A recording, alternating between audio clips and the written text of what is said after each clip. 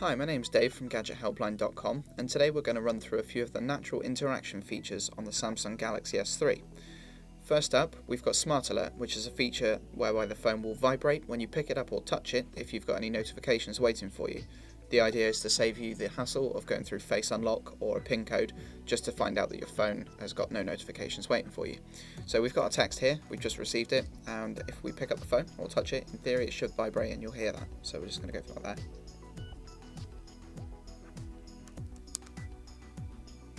I don't know if you caught that there, but the phone vibrated. It normally does when you just touch it in your pocket, which is really useful, but for some reason it's playing up today. It vibrated when we picked it up though. So while we're on the subject of text messages, what we're going to go on to next is a feature called Direct Call, and it's one that Samsung has touted a lot with the S3 and the launch. So we've got our text message here, and we're going to swipe across to open that.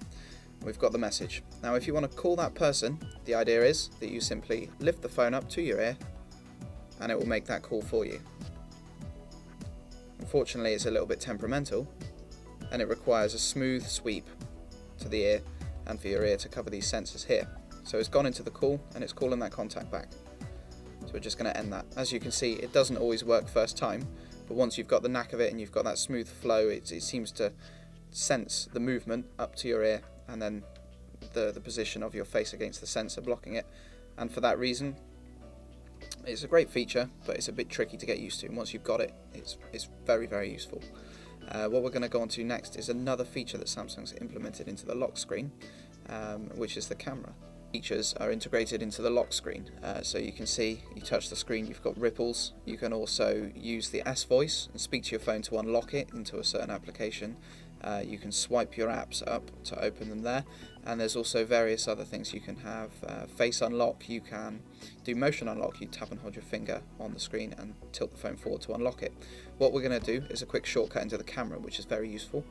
Just bring that back up there. What you do is you put a finger or thumb in the center of the screen, tilt your phone, and it should load straight into the camera application.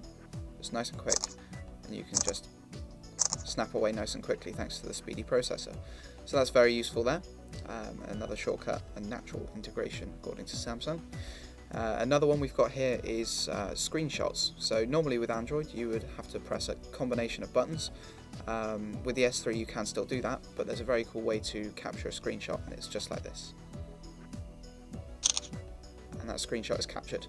So again, it's supposed to be a natural integration or interaction rather with the phone. It's very useful, and it's much easier than holding down fiddly buttons. So learn that one. That one's useful if you wanted to screenshot something on your phone. Finally, what we're going to take a look at is tap to top. It's one of the motion features on the handset. There are loads, such as holding the screen and panning to zoom in and out of images and through the home screens. They're not very useful, we've found. Tap to top is if you've got a long list of contacts or you're in a big list of messages. All you do, as you might guess, we're just going to contacts here, scroll down the list, double tap the top of the phone, and it zooms up to the top. So nice and quick, nice and easy. It doesn't work in everything. Unfortunately, it doesn't work in third-party apps like Facebook, Twitter, but it works in things like contacts, messages, so it's useful to get you straight to the top nice and easy. The other main feature, the other natural interaction that Samsung is toting is Smart Stay, whereby the camera, the front-facing 1.9 megapixel camera, will detect if you're looking at the phone, and it will keep the brightness at a steady level. It won't dip out, so the phone has an auto brightness, so it will dim or it will lock the screen after a minute or two, however you've set it. But with Smart Stay turned on, it stays on whenever you're looking at the phone. Unfortunately, we have never found this to work. We've used it with reading, we've used it with games, and the screen just seems to stay on for the amount of time that the phone is set to keep it on for. We've tried purposely looking away from the phone or tilting the phone sort of in a different direction.